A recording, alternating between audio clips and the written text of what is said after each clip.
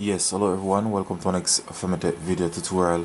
Now guys, for today's episode I have this safety tips feature for you for handling your laptop. Now this is actually a soda.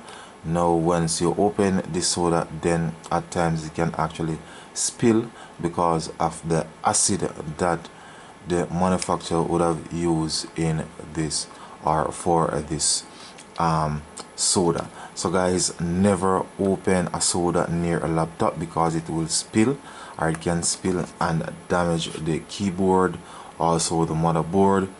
So once again guys, so here's a new soda. Now you're gonna hear the sound once I try to open it. You hear that sound? Now that is actually the acid.